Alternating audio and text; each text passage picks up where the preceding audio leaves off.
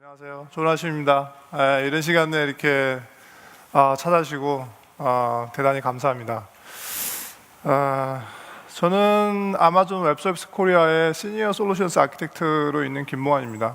오늘 여러분이 참석하신 트랙은 마이크로 서비스, 최근에 이제 가장 큰 트렌드 중에 하나인 마이크로 서비스에 관련된 내용들을 들으시게 될 거고요. 이 마이크로 서비스가 어떻게 영향을 끼치게 될 건지에 대한 얘기, 그다음에 제 시간에서는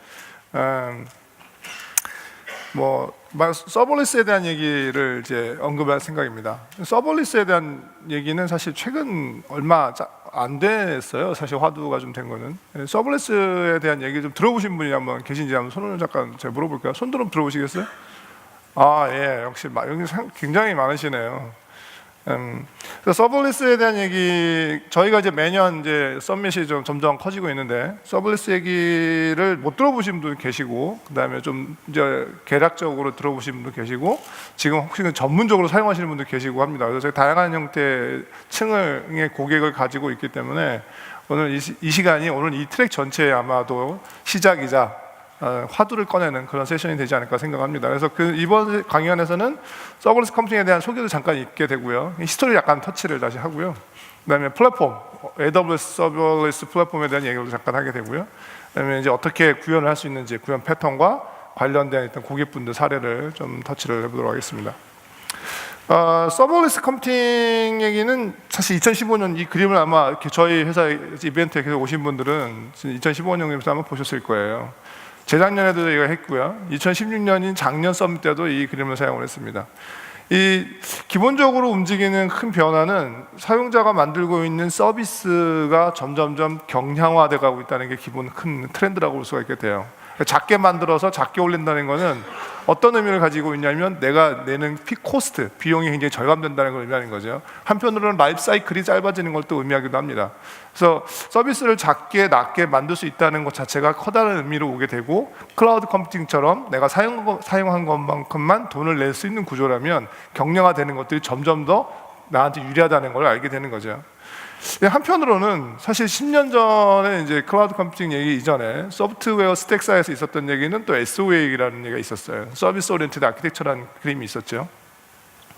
근데 이제 마이크로 서비스 같은 경우는 기존에 있던 서비스를 인프라스트럭처 관점에서 경량화된 가상화 기능, 다커 혹은 그전에는 컨테이너 같은 기능을 이용해서 보다 더 작게 서비스를 올릴 수 있게끔 하고, 그걸 통해서 사실 데브옵스까지 영향을 끼치게 했던 형태로 발전된 방향이라고 한다면, 이전에 있었던 사실 SOA 관점은 기존에 만들었던 서비스들을 어떻게 하면 서로 연결을 하고, 연결된 서비스들을 통해서 생산성을 극대화시키고 다양한 복잡한 애플리케이션들을 만들 수 있게끔 하는가에 대한 고민이 있었던 아키텍처입니다.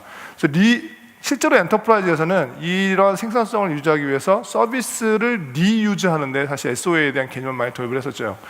그런데 이런 환경이 문제가 있었던 것은, 문제라기보다 이제 약간 좀 크게 붐이 됐다가 좀 조용해졌던 것은, 실질적으로 그게 적용하기가 굉장히 어려웠던 실질적인 문제가 있었습니다. 뭐였냐면 서비스를 개발하는 사람들과 서비스를 디플로이하는 혹은 운영하는 인프라스트럭처에 관련된 사람들이 분리되어 있었다는 거죠. 그래서 실제 SOA는 개념적으로 살아있었고, 그렇지만 서비스는 마이크로 서비스가 되면서 마이크로 서비스는 인프라스트럭처가 이네이블되어 있는 구조를 가져. 이 두 개가 결합이 되면서 마이크로 서비스와 SOA가 지금 그 커다란 큰 흐름을 만들어내고 있다고 볼 수가 있게 될 것 같습니다. 이게 이제 저희가 얘기하고 있는 것 중에 하나가, 예전에 조금 전에 말씀드렸던 것처럼 SOA의 개념이 지금 살아나서 다시 만약에 우리가 움직일 수 있다면 어떻게 될 것인가, 혹은 마이크로 서비스랑 결합해서 다시 움직인다면 어떻게 될 것인가를 잠깐 생각해 볼 수 있는 게, 마이크로 서비스를 통해서 저희가 서비스를 개발하는 가장 그 끝단의 경량화. 그러니까 이전 같은 경우는 이제 다커 컨테이너를 통해서 웹 서버를 올린다고 했었는데, 그 웹 서버의 기능조차도, 웹 서비스의 기능조차도 점점 낮게 내려가게 되면 사실 가장 최소화된 형태의 펑션들만 만들어서 매핑을 할 수 있게 되고, 그 매핑을 통해서 각각의 펑션들이 서로 연결이 되게 된다면 SOA 개념과 그다음에 마이크로 서비스의 개념이 엮여서 움직이게 되게 됩니다. 이런 형태가 지금 형태의 서버리스가 진행하고 있는 형태의 바람이 될 수 있고요. 그 히스토리를 잠깐 터치해 보면 잘 아시다시피 데이터 센터에 있던 서버들, 고객분들이 한때 지금도 많이 쓰고 계시기도 합니다만 이제 데이터 센터를 두시고 데이터 센터 안에 서비스를 만들어서 시스템 이제 운영을 하셨죠. 어떤 문제가 있었죠? 서비스를 개발하기 위해서 데이터 센터에 관련된 고민을 너무 많이 해야 됩니다. 데이터 센터가 없으면 데이터 센터를 뭐 짓기도 해야 되고요. 데이터 센터를 필요로 하는 뭐가 필요하죠? 공조시설. 뭐 잘 개발자들은 잘 모르시겠습니다만 퍼실리티라고 얘기하는 것들, 에어컨도 중요하고 UPS도 중요하고 전기와 관련된 것들, 이런 것들이 있어야 사실 센터가 존재하고 센터 안에 서버가 들어가게 되죠. 서버를 또 막상 넣으려면 뭐가 필요하죠? 네트워크 같은 것도 필요하게 되고 스토리지 네트워크, 그다음에 에더넷 네트워크 이런 게 다 있어야 서비스가 관계되는 거죠. 그래서 저희 결국 고민이 되면 웹 서버 하나를 개발하기 위해서, 웹 서비스 하나를 개발하기 위해서라도 사실 이 센터에 대한 고민의 리드 타임이 어마어마하게 길어지게 됩니다. 이런 것들의 문제를 해서 물론 큰 회사들은 이런 걸 만들었을 거고요. 작은 회사들은 콜로케이션 같은 거 써서 호스팅을 임차해서 사용을 했겠죠. 가상 서버라는 게 생기면서부터 이런 형태의 관리 문제를 좀 더 유연하게 만들어주는 형태를 바뀌게 됩니다. 그러면서 클라우드까지 오게 되죠. 근데 여전히 문제가 뭐냐면 나는 서비스에 포커스를 못하고 내가 가지고 있는 무언가에 대한 가상 인스턴스라든가 가상 서버라든가 혹은 이런 것들에 대해서 관리를 해야 된다는 게 여전히 문제를 남게 됐습니다. 서버리스는 근본적으로 이러한 형태의 관리의 목표를 변경하는 거라고 볼 수가 있게 되는 거죠. 관리의 목표는, 서버리스의 관리의 목표는 관리 대상을 제거하는 게 바로 핵심이라고 볼 수 있을 것 같아요. 관리의 대상할 서버가 없게 되면 프로비저닝도 필요가 없게 되죠. 그 다음에 내가 가지고 있는 서버의 인스턴스라든가 혹은 스토리지라든가 이런 거 유틸라이제이션을 측정할 필요가 없게 되고 어떻게 되죠? 그러면 커퍼시티 플래닝, 뭐 흔히들 말하는 사이징 이런 것도 필요가 없게 됩니다. 많은 형태의 잡들이 그걸로 인해서 들어가는 그동안 많은 이 시간 낭비 같은 것들이 모두 다 어떻게 해당이 되죠? 서비스를 어떻게 개발할 것인가로 전환하게 되는 거죠. 그리고 이런 서비스가 존재하지 않으니까 당연히 오퍼레이션이니까 운영이라든가 어떤 운영을 위한 관리 같은 것들도 당연히 생각하지 않아도 되고요. 애초에 사이징을 할 때 내가 확장을 어떻게 해야 되는지, 어떤 방식으로 해야 될지에 대한 고민도 사실 완전히 사라지게 됩니다. 그래서 이런 서버리스를 만약에 구축을 해야 한다면 어떻게 구축을 할까? 준비를 해볼 수 있겠죠. 준비한다는 관점에서 충분 조건을 생각해 본다면 일단 완전한 형태의 관리가 되는 컴퓨팅 환경을 내가 구축을 하는 건가라고 생각해 볼 수 있을 것 같고요. 그 다음에 이런 모델에서 보면 프로비저닝이 당연히 없어야 되고 관리도 거의 제로에 가까워야 되고 그러면서도 불구하고 폴트 톨러런트한 성격을, 서비스 관점에서 폴트 톨러런트한 성격을 가지고 있는가를 체크해 볼 수 있습니다. 당연히 이제 확장 능력은 뭐 보장을 받아야 되겠죠. 그리고 이제 개발자분들의 생산성을 보다 더 확보할 수 있는지, 예를 들면 이제 제가 서버리스 아키텍처를 준비한다고 가정을 했을 때 예전에는 관리를 위한 사람의 인력이 개발을 하는 인력 대비 3대 7이었다면 그 3대 7이 변하지 않고 그냥 준비한다 그러면 사실 서버리스 아키텍처가 도입 효과가 높다고 볼 수는 없게 되는 거죠. 구성을 하고 나서 만약에 내가 제대로 서버리스 아키텍처가 됐는지를 한번 체크해 볼 수도 있을 것 같아요. 그래서 필요 조건으로 본다면 그래서 구성을 해봤더니 단위 기능, 내가 어떤 서비스의 최소한의 기능을 가지고 지금 배포 확장을 내가 하고 있는가 라고 본다면 난 서버리스에 근접했구나 라고 볼 수가 있을 것 같고요.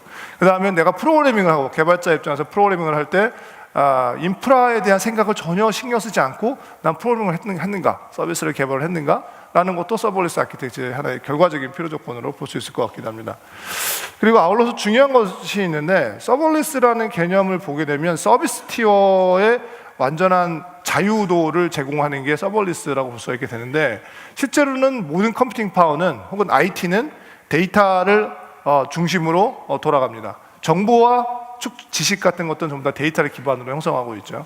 따라서 서버리스 컴퓨팅이 제대로 완전히 돌려면 컴퓨팅 파워가 필요로 하는 데이터를 어디다 어떻게 저장할 건지에 대한 생각을 미리 사전에 하고 있어야 됩니다. 그러니까 데이터 서비스인데 이제 만약에 데이터베이스 형태로 만약에 저장하게 되면 데이터 스토리지가 되게 될 거고요.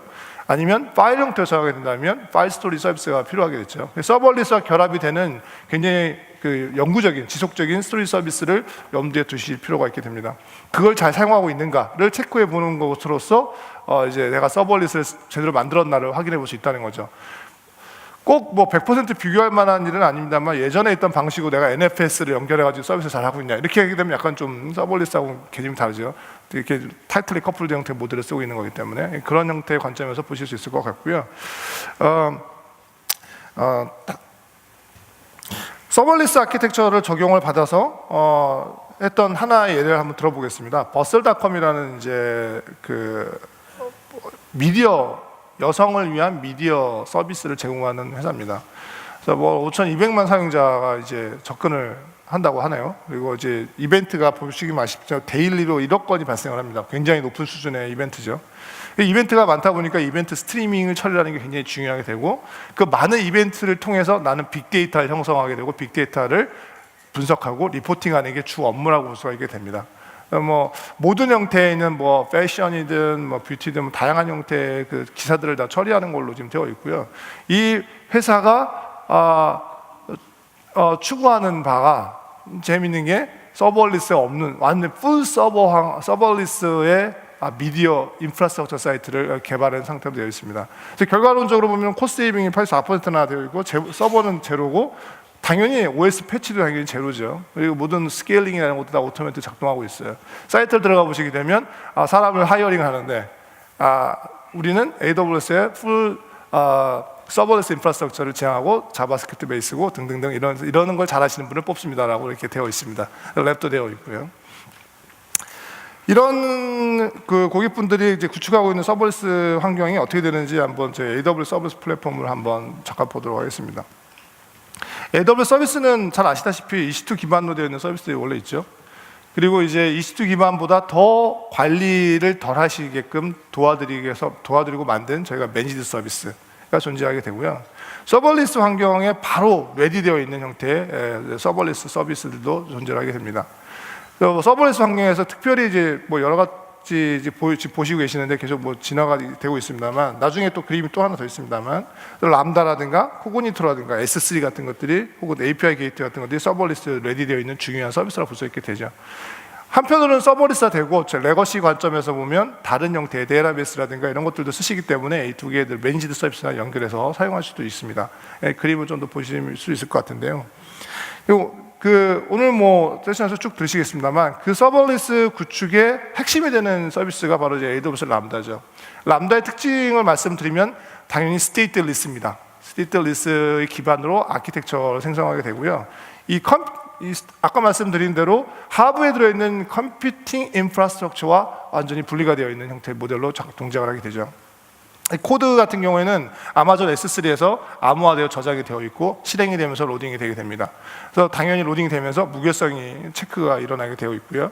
그다음에 이 컨테이너 기반, 그러니까 다커 기반으로 실제 구성이 되어 있기 때문에 로딩하면서 파일 시스템에 대한 거는 수행하는 동안에만 람다가 포크가 돼서 수행하는 동안에만 일시적으로 사용할 수 있는 파일 시스템이 제공이 되고요. 되어 있습니다.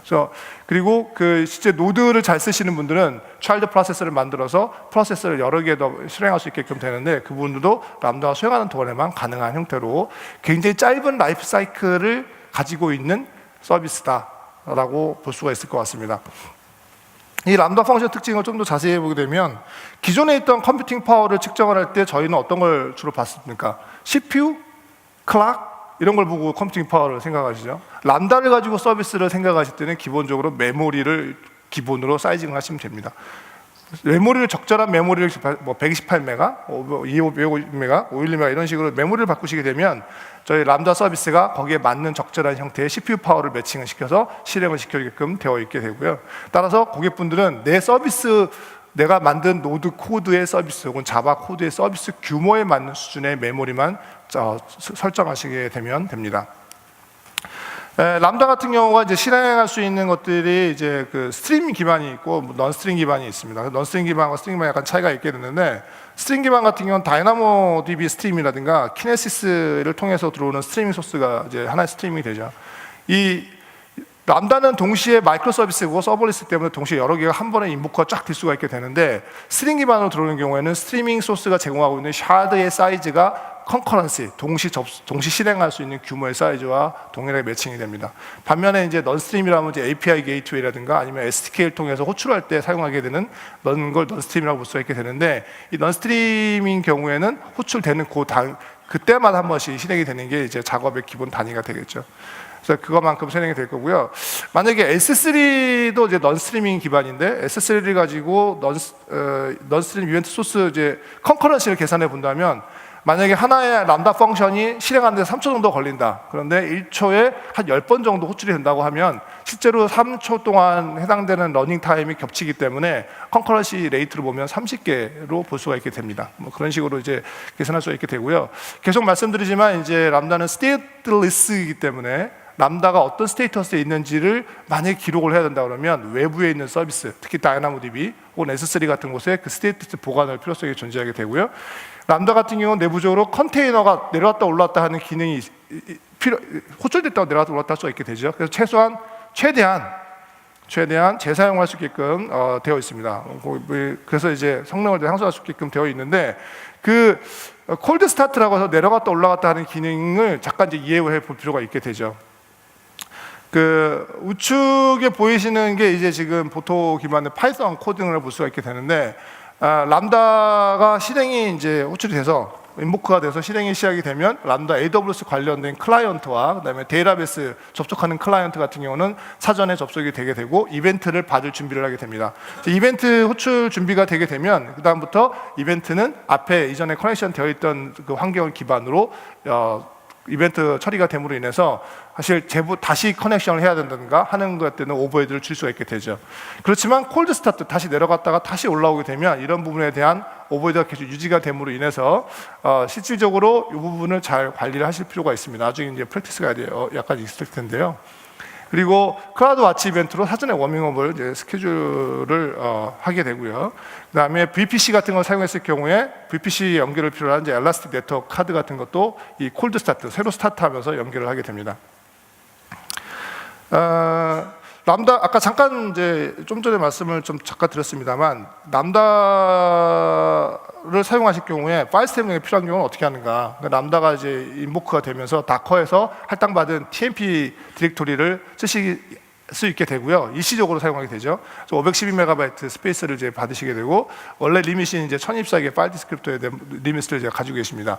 그 아래쪽에 보시는 그 소스 코드 데모를 보시게 되면 이제 그 mpeg-4 파일을 하나를 받았죠. mpeg-4 파일에서 JPEG으로 여러 개 프레임을 나눠가지고 저장을 하고 싶은데 일시적으로 사실 다 필요한 것도 아닐 거고, 그래서 TMP의 디렉토리에다가 그것들을 쪼개서 쓴 다음에 TMP에 있는 걸 빼고 다시 어디든가 뭐 S3에 옮긴 다음에 이제 람다가 이제 종료를 하는 형태로 코딩한 내용을 보실 수가 있게 됩니다.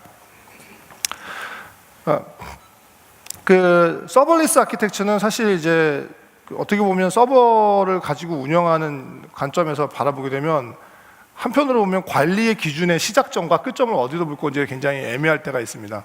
그래서 굉장히 아까 그 앞에도 말씀드렸습니다만 로깅이라든가 그다음 매트릭 측정 같은 것들이 굉장히 중요하게 되고, 실질적으로 AWS는 그 부분에 대해서 굉장히 많은 신경을 쓰고 있습니다. 기본적으로는 클라우드 와치 기반으로 다 이제 측정을 하게끔 되어 있고요. 클라우드 와치에 가지고 있는 리밋이나 이런 것들을 상속을 받죠. 그래서 포스트당 40KB라든가 푸스를 할 때 150TPS 기반으로 되어 있는데, 이런 것들을 사실 여러 개를 더 늘리기 위해서는 키네시스 같은 거를 통해서 애그리게이션을 통합을 하는 방안도 강구해 보실 필요가 있습니다. 나중에 나오게 되겠습니다만 API 같은 걸 연결해서 사용하실 경우에는 API 로깅도 고민을 해보셔야 되고요. 클라우드 트리를 통해서 이 로깅을 획득하실 수가 있게 됩니다. 그래서 우측에 있는 코드는 샘플 코드를 어떻게 하는지 지금 언급을 해드렸고요. 그 람다를 사용하실 때 생긴 그 이제 고려사항을 좀 이제 정리를 좀 해봤습니다. 스테이트리스 스타일이기 때문에 람다 코드를 작성할 때 인프라스트럭처와 관련이 없도록 구성한다는 점 일단 체크를 해볼 필요가 있고요. 그 다음에 AWS 클라이언트는 여러분이 작성한 코드를 통해서 실행이 되는 핸들러 바깥에서 실행이 되고 있다는 점을 염두에 두실 필요가 좀 있습니다. 그래서 재활용이 되면 더 유리하겠죠. 그리고 zip 파일을 통해 가지고 소스 코드를 업로드를 하는 경우에는 안에 RX 퍼미션이 잘 주어져 있는지 확인을 해보실 필요가 있고요.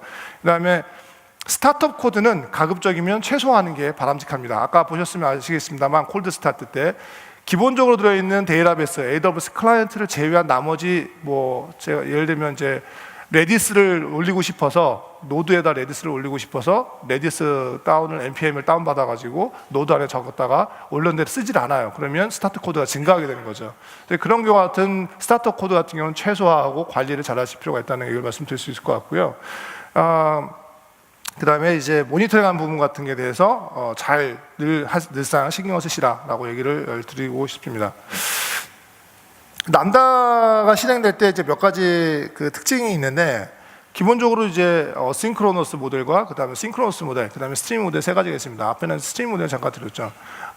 싱크로너스 모델 같은 경우에는 SNS 같은 경우에 이제 이벤트를 받아서 실행되는 경우로 볼 수가 있게 되는데, 호출된 리퀘스트를 큐잉을 하게 되죠. 큐잉하게 되고, 큐잉된 리퀘스트를 람다 펑션에다 매핑해서 사용하는 구조로 볼 수가 있게 되고, 싱크로너스이기 때문에 호출되고 리턴을 바로 하게 됩니다. 따라서 만약에 실행을 했는데 에러가 발생해서 실행되지 않았다고 판단이 된다면 리트라이를 하게 되죠. 뭐 6시간 동안 리트라이를 하게 되는데, 그 리트라이를 하는 거에 대해서 싱크로너스는 사실 자동화되었다고 볼 수가 있게 되죠.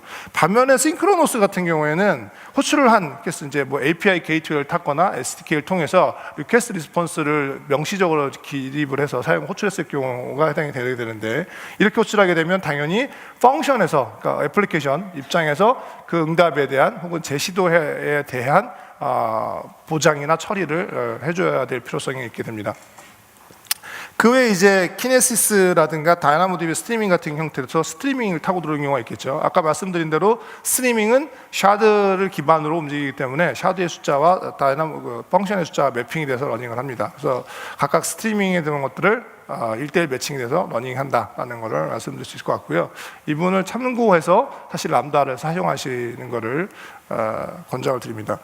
람다를 인보크할 수 있는 서비스는 여러 가지가 있는데, 최근에 이제 아마존 에코 같은 경우에는 알렉사 스킬셋 같은 경우도 람다를 인보크할 수 있는 형태로 되어 있기 때문에 이걸 기반으로 챗봇이라든가 이런 걸 굉장히 쉽게 빠르게 만들 수가 있게 되죠. 그래서 지금 보시는 것들 중에 뭐 S3, API 게이트웨이, 다이나모DB, 키네시스 등등이 있게 되는데, 그 중에 그 서버리스 마이크로 서비스 아키텍처를 만든다면 AWS 람다와 아마존의 API 게이트웨이를 사용하는 방법이 가장 쉬운, 혹은 어쩌면 지구상에서 가장 쉬운 방법일 수 있지 않을까라고 생각을 하고 있습니다. 이벤트에 따라서 하나의 펑션을 만들면 람다는 클라우드 전체에 대한 어떤 서비스의 이벤트 핸들러로 작동이 되게 될 수 있고요. 혹은 API 게이트웨이, API별, 그러니까 하나의 뭐 URI 패스 같은 개념으로 하나의 펑션을 만들게 되면 하나 서버리스의 백엔드로도 작동이 되는 거고, 그다음에 하나의 데이터의 타입, S3 같은 경우에 뭐 어떤 데이터가 올라왔을 경우에 그 데이터에 대해서 동작을 하게 되면 데이터 처리를 하고 있는 최소한의 마이크로 서비스로 작동되게 만들 수가 있게 됩니다. 이 람다와 API 게이트웨이를 이용한 환경이 지금 그래서 저희 AWS가 많이 얘기를 하고 있고요. 그 API 게이트웨이를 잠깐 이제 더 넘어가 보게 되면, API 게이트웨이 같은 경우는 뭐 많이 보신 분들, 아까 소리를 많이 드셨기 때문에 보신 분들 이미 계시겠습니다만, 뭐 다양한 형태의 버전이나 단계를 고객분들이 만들어서 쓸 수 있게끔 지원을 해주죠. 그래서 키를 생성하고 배포하고, 그다음에 지금 뭐 백엔드를 보호하기 위한 접속 요청의 조절이나 감시 같은 기능을 추가하고 있고, 그 다음에 퍼포먼스를 위해서 API 회신 때 캐시를 하는 기능까지 이렇게 들어가 있습니다. 그래서 이런 것들을 사용할 수가 있게 되는데, 그 API 게이트웨이를 통해 가지고 사용하시는 방법 중에 작년에 발표됐던 것 중에 하나는 API 게이트웨이를 디파인한 다음에 퍼블릭 마켓에다가 오픈을 하게 되면 다른 분들이 사용할 수 있게끔 할 수 있는 방안도 있게 됩니다. 파트너와 콜라보레이션 한다든가, 혹은 다른 서비스와 연동을 한다든가, 아까 같이 매시업, 저희는 컴포지트 애플리케이션 컴퓨팅 아키텍처로 표현했었는데 그 매시업이라고도 했죠, 옛날에는. 그래서 매시업을 할 때도 사용할 수 있는 환경으로 사실 API 게이트를 지금 쓸 수가 있게끔 되어 있죠. 그래서 API 같은 경우는 어떤 인티그레이션 할 때 사전에 이제 통합 모형 형태로 만들어서 구성하실 수가 있게 되고요. 최근에 이제 바이너리 페일로드에서 바이너리 파일을 올려가지고 업로드를 할 수 있게끔 지원을 하기 시작했는데, S3 같은 경우는 사인드 URL을 사용하시는 게 보다 더 지능적이다, 혹은 더 도움이 된다고 말씀드릴 수 있고요. 왜냐하면 종료 시간이 있기 때문에.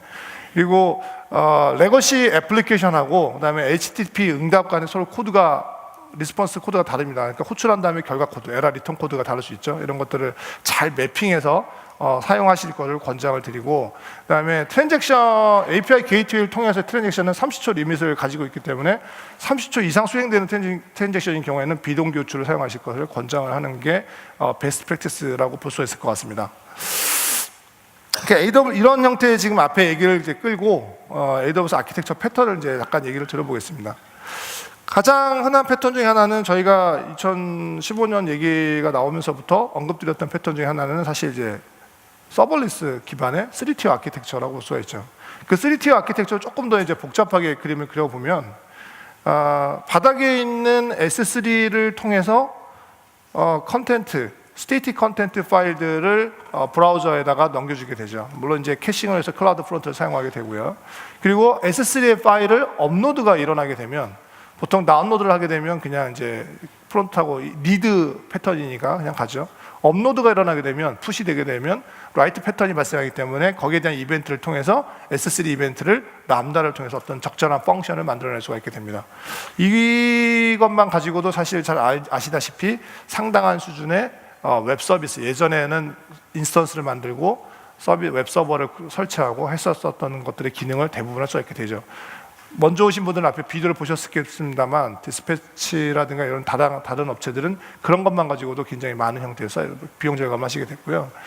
API 게이트웨이를 이용을 해서 사용을 하시게 되면 여기는 이제 예를 들어서 블로그 같은 케이스를 지금 얹어놨는데 포스트 겟 케이스를 통해서 블로그를 만약에 한다고 가정을 하게 되면 새로운 가입자가 발생을 하게 되면 아마존 코그니트를 통해서 람다를 태워서 새로운 가입자이기 때문에 이 URL 인비테이션 이메일 URL 같은 걸 보냄을 통해서 가입을 유도하고 가입이 된 사용자인 경우에는 람다를 태워서 DA 백엔드에 있는 데이터 스토리지의 데이터베이스를 통해서 서비스 적절한 데이터를 가지고 와서 디스플레이할 수 있는 형태의 아키텍처로 지금 발전할 수가 있습니다.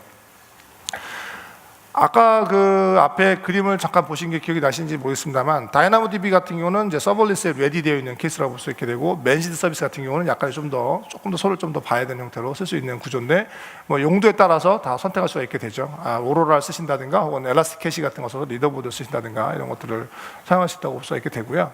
이게 이제 전형적인 3티어 웹 애플리케이션 구조라고 볼 수가 있을 것 같습니다. 두 번째 패턴을 이제 말씀을 좀 드려보면 배치 처리라고 볼 수가 있을 것 같아요. 람다가 단위 펑션이니까 단위 펑션을 가지고 동시에 한 번에 많이 실행시킬 수 있는 구조를 생각할 수밖에 없게 되고 그걸 이용해서 무엇을 할 수 있을 것인가에 대한 고민을 하게 되는데 그 중에 하나가 이제 당연히 배치 처리인 것 같습니다. 이 배치 처리 같은 서비스의 특징이 뭐냐면 데이터셋을 굉장히 대용량으로 처리한다. 일반적으로 좀 큰 파일들을 많이 처리하게 되죠. 큰 파일들을 많이 처리하다 보니까 자주 늘상 하는 게 아니라 보통 크게 주기적으로 한번 실행을 하고 그 실행된 것들이 예정이 좀 보통 되어 있는 패턴이 있고요.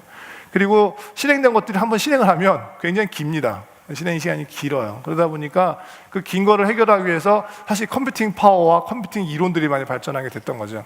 ETL도 약간 그런 잡 중에 하나인 경우도 있고요. 물론 이제 실시간적으로 하는 경우도 있습니다만 그런 경우 있고 메페니리스 형태의 모델도 사실 알고 보면 약간 배치 처리 형태의 모델을 좀 가지고 있습니다. 그걸 보다 더 이제 실시간적으로 만들어놓은 지금 이제 솔루션들이 많이 사용이 되고 있죠. 그래서 이런 모델이 있는데 메페니리스 모델을 잠깐 이제 배치 형태에 맞춰가지고 생각을 해보게 되면 이런 아키텍처를 이제 그려볼 수 있을 것 같습니다. 아마존 S3를 통해서 이제 오브젝트 스토리지에 어떤 이제 오브젝트가 올라오게 되면 이 오브젝트에 대한 이벤트를 받아서 람다가 스플리터로 작동을 할 수가 있게 되죠. 커다란 대용량 데이터 파일이 올라왔으니까 적절한 규모나 적절한 규칙에 의해서 이 파일들을 적절하게 나누게 되고요. 그 나눈 것들을 매퍼 역할을 하는 람다 다른 또 세컨드 레이어의 람다 펑션을 호출함으로 해서 각 쪼개진 형태의 영역에 대해서 처리를 하게 되고 그 처리 결과들을 다시 어느 중간에 모으게 됩니다. 이 모으게 될 때 이 중간 인터린 리절트가 되겠죠. 이 모은 것들에 대해서 적절하게 모여졌는지를 최종 결정을 처리를 하기 위한 리듀서를 역시 다시 또 다른 형태의 람다를 실행할 수 있게 되는데 두 사이의 람다 서비스의 데이터 서비스로서 이제 다이나모DB를 하나 아키텍처로 제안을 해볼 수 있을 것 같고요. 물론 이제 고객분들은 다른 서비스를 사용해 볼 수 있겠습니다만 서블렛에 가장 레디되어 있는 구조로 저희가 그림을 나눠봤습니다.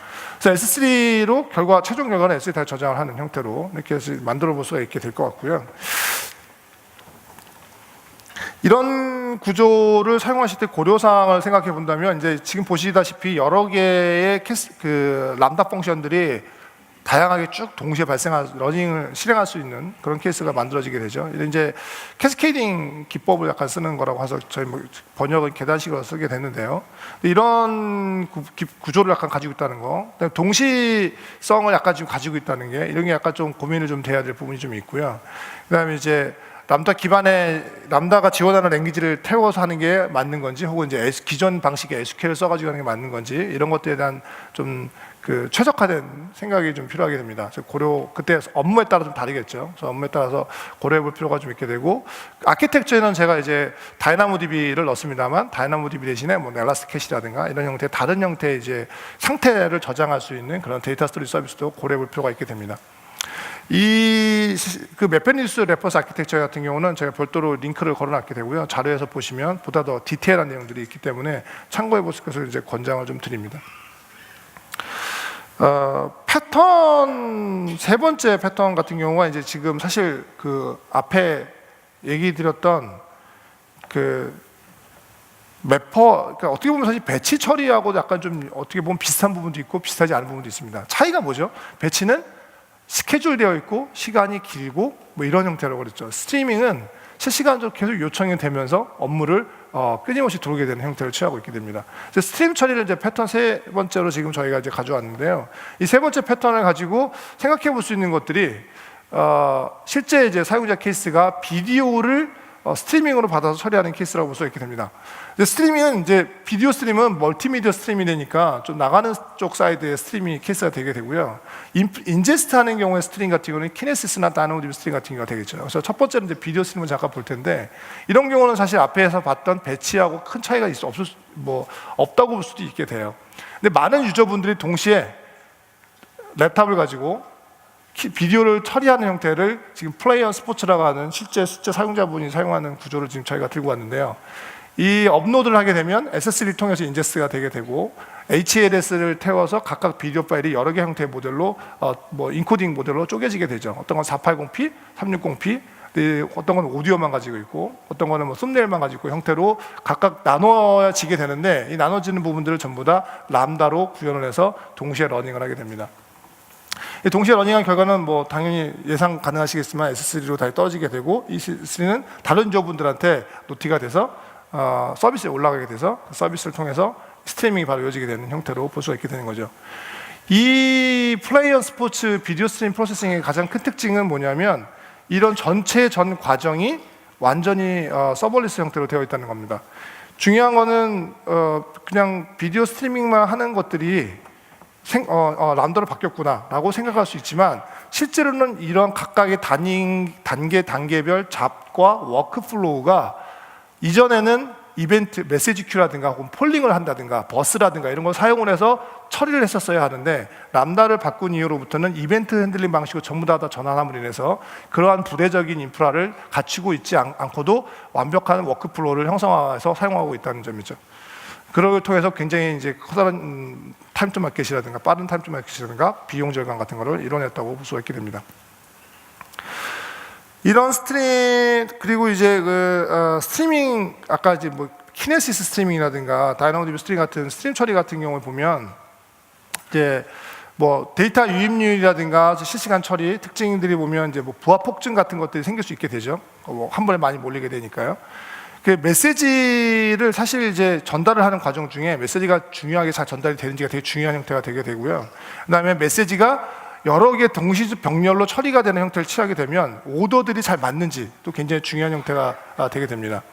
이 서버리스에서 키네시스를 통해서 만약에 이제 스트림 처리를 해야 된다라고 하게 되면, 이런 형태의 아키텍처를 저희가 생각해 볼 수 있을 것 같습니다. 일단 KPL 키네시스 프로듀서 라이브러리죠. 이 KPL을 통해 가지고 센서에서 들어오는 데이터를 가지고 스트리밍이 끊임없이 들어온다. 그러면 람다에서 스트림 프로세스를 통해서 일시적으로 데이터를 어그리게이션 한 다음에 S3에 저장을 하게 되죠. 특정한 시간 동안에 클라우드 와치가 어떤 이제 이벤트를 트리거하게 되면, 람다는 그걸 통해서 저장되어 있던 뭐 기초 파일들을 여러 개의 람다를 인보크 시켜서 S3에 작업을 시킨 다음에 그 내용들을 S3에 저장하게 하는 형태로 스트리밍 서비스를 만들어 볼 수 있을 것 같습니다.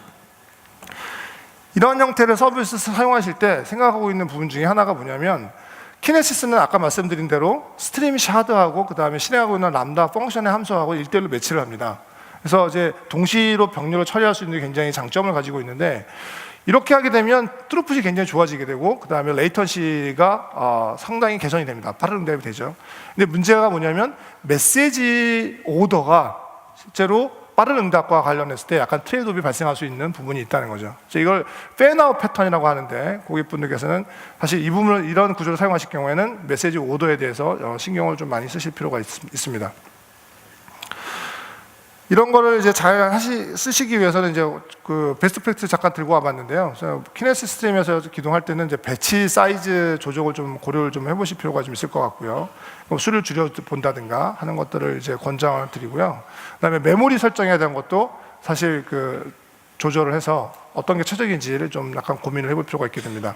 그다음에 센서를 통해서 이제 뭐 키네시스 스트림을 보내는 소스에서 KPL을 사용하는 방법에 사용하는 걸 이제 공고를 좀 드리고요.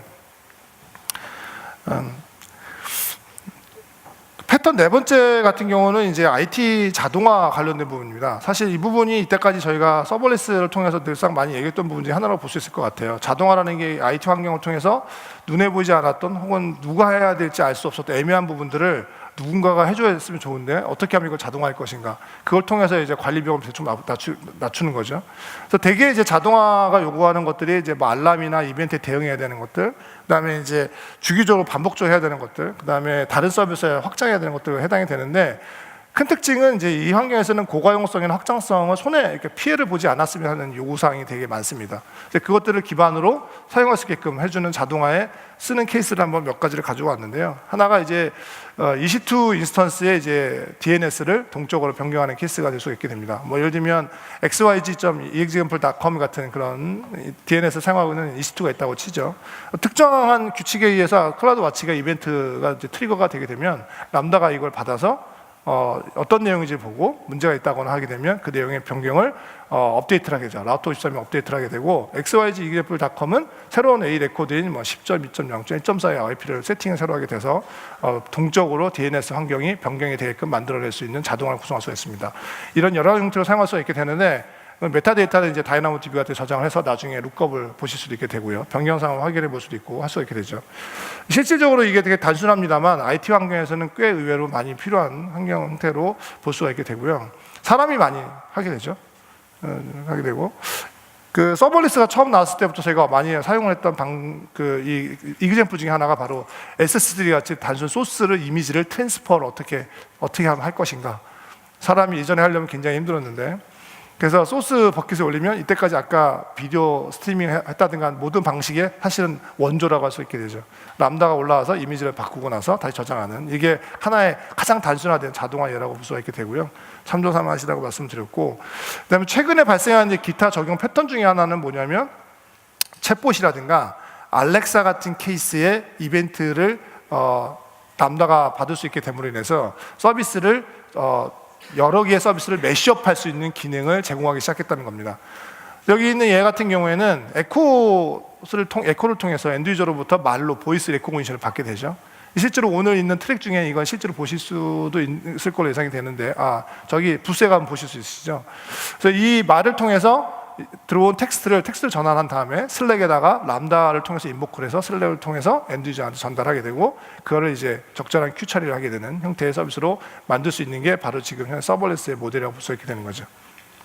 지금 이제 많은 얘기가 나오고 있는 부분 중에 하나가 이런 아키텍처가 가능한가라는 거에 대한 것들을, 옛날에는 엄청 오래 걸렸던 것들을 지금 굉장히 짧은 시간에 구현해서 낼 수 있는 환경으로 바뀌었다라고 얘기될 수 있을 것 같습니다.